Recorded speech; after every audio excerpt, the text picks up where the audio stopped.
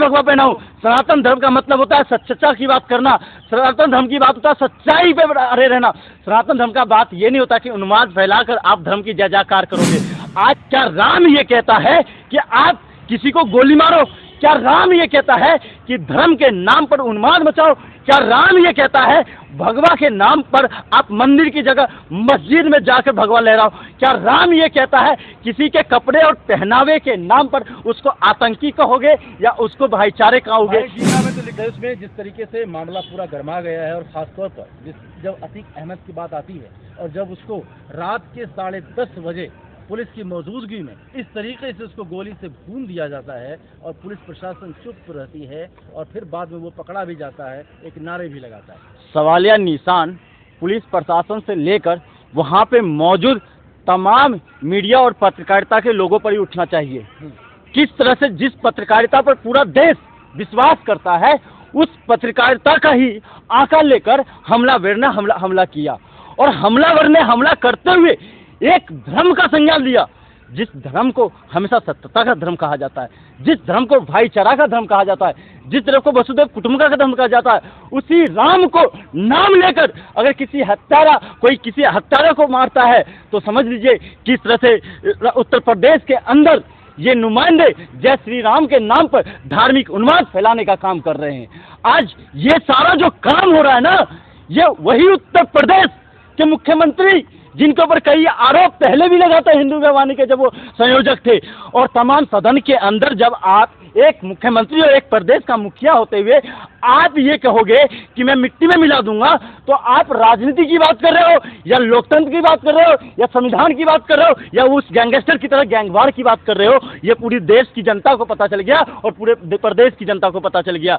आज जिस अतीक अहमद को मारने के लिए जिस हत्यारे का उपयोग किया गया, यूज किया गया, आप उस हत्यारे का बैकग्राउंड देखा होगा आपने।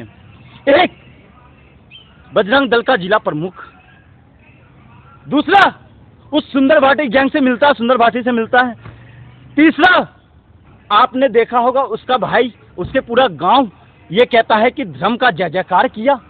तो आप समझ सकते हैं किस तरह से उनका मानसिक तनाव चेंज किया गया धर्म को लेकर। आपको किस तरह से उनके माइंड में फीड किया गया कि दूसरा धर्म आतंकी धर्म है। तो भैया आप कौन से तालिबानी रास्ते पे चल रहे हो? अगर आज राम होते, क्या राम ये कहता है कि आप किसी को गोली मारो? क्या राम ये कहता है कि धर्म के नाम पर उन्माद मचाओ? क्या राम ये कहता है भगवा के नाम पर आप मंदिर की जगह मस्जिद में जाकर भगवा लहराओ? क्या राम ये कहता है किसी के कपड़े और पहनावे के नाम पर उसको आतंकी कहोगे या उसको भाईचारे कहोगे? गीता में तो लिखा गया है ना, सठे साठ्यम समाचरे, जो जैसा है उसके साथ वैसा व्यवहार करना चाहिए। सुनिए, तो वो कोई अगर गीता सुनिए, गीता में लिखा गया है, गीता में उसको पॉजिटिव वे में लोगे तो आप एक तरफ वही लोग जो कुरान को मक्कार का ग्रंथ कहते हो, वही आप लोग हो जो गुरु ग्रंथ साहब को मक्कार कहते हो, वही आप लोग हो चर्च पे सवालिया निशान उठाते हो। और आप एक तरफ सनातन धर्म है भाई साहब, सर सनातन धर्म, मैं भी भगवा पहना हूँ, मैं भी भगवा पहना हूँ। सनातन धर्म का मतलब होता है सच्चा की बात करना। सनातन धर्म की बात होता है सच्चाई पे अड़े रहना। सनातन धर्म का बात ये नहीं होता कि उन्माद फैलाकर आप धर्म की जय जयकार करोगे।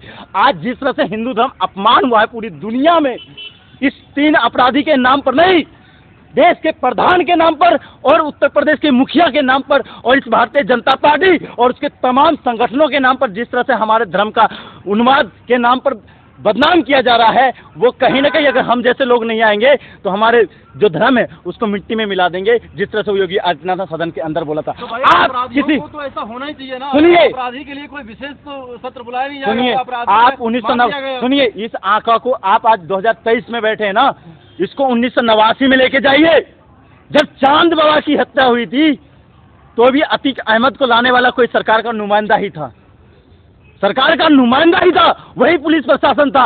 आज जब अतीक अहमद की हत्या हो रही है तो आप फिर वही बात कर रहे हो 1989 वाला, कि अगर एक हत्यारे को कोई हत्यारा मार रहा है तो उसमें क्या दिक्कत है?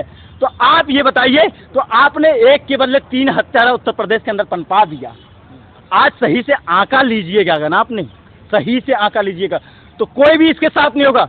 आज देश के अंदर न्यायालय किस बात का है, देश के अंदर लोकतंत्र किस बात के लिए, देश के अंदर सदन किस लिए बनाया गया, देश के अंदर प्रशासनिक सेवा किस लिए बनाया गया, देश के अंदर शासनिक सेवा किस लिए बनाया गया, ये सब किस लिए बनाया गया। सारे इंस्टीट्यूशन को खत्म कर दो। अगर आपको बुलडोजर से ही काम चलाना है तो भैया हमें इतने सारे बजट का खर्चा क्यों लाना है, हमें इतने सारे मंत्रालय क्यों बनाने हैं, हमें इतने सारे नौकरियां भर्तियां क्यों निकालनी है। फिर तो सब रोजगार मिल जाएगा, रंगदारी के नाम पर रोजगार मिल जाएगा, गुंडागर्दी के नाम पर रोजगार मिल जाएगा, एक दूसरे के धार्मिक उन्माद फैलाने के नाम पर रोजगार मिल जाएगा, जय श्री राम के नारे लगाने से रोजगार मिल जाएगा, अल्लाह अकबर कहने से रोजगार मिल जाएगा, गुरुद्वारे में जाकर बैठकर आप जो सोच है देश को तोड़ने की उससे मिल जाएगा।